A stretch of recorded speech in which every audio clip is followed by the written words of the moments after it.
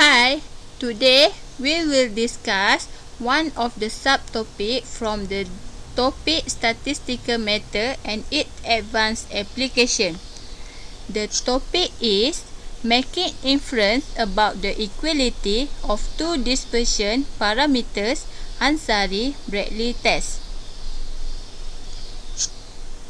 For the learning outcome for this Ansari-Bradley test, at the end this subtopic, students should be able to make inference about the equality of two dispersion parameter by using Ansari-Bradley test. We go through about the assumption. The assumption is the data consists of two random samples and from population 1 and 2 respectively. Then, the population distribution are continuous.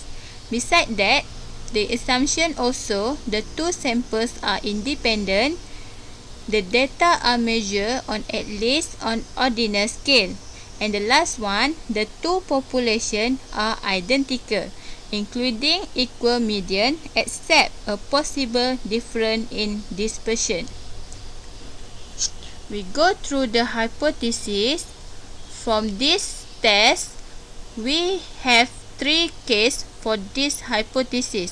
For the case A, two-sided, H0 sigma 1 is equal to sigma 2, H1 sigma 1 is not equal to sigma 2.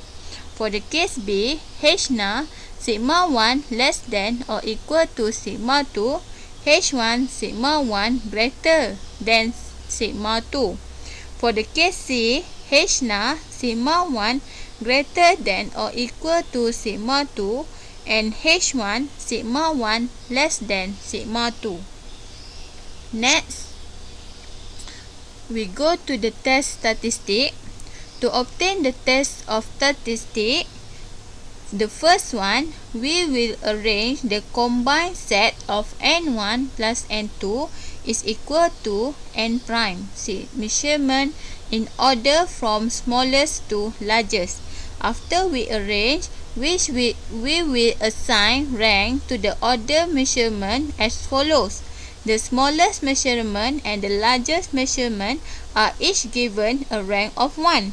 The second smallest measurement and the second largest measurement are each given a rank of 2. N1 plus N2 is an even number. The array of rank will be 1, 2, 3, n prime over 2, m prime over 2, and the last one 3 to 1. If n1 plus n2 is an odd number, the array of rank will be 1, 2, 3, n prime minus 1 over 2, m prime plus 1 over 2, m prime minus 1 over 2, and the last one 3 to 1. T is equal to the summation of Ri. In other words, T is the sum of rank assigned to the x values. We will make decision. We will reject H0 if T is either greater than or equal to the larger critical value of x or less than the lower critical value of x. For the case B, we will reject H0 if T is less than the critical value of x. And the last one, for the case C, we will reject H0 if T is greater than the critical value of x. The table shows about the hypothesis and the condition when we will reject H0. For the case A, the hypothesis is H0 sigma 1 is equal to sigma 2, H1 sigma 1 not equal to sigma 2. We will reject H0 when T less than x 1 minus alpha over 2 or T greater than or equal to x alpha over 2 n1 n2. For the case B, H0 sigma 1 less than or equal to sigma 2, H1 sigma 1 greater than sigma 2. We will reject H0 when T less than at 1 minus alpha N1 N2. For the case C, H0 sigma 1 greater than or equal to sigma 2, H1 sigma 1 less than sigma 2. We will reject H0 when T greater than or equal to X alpha N1 N2.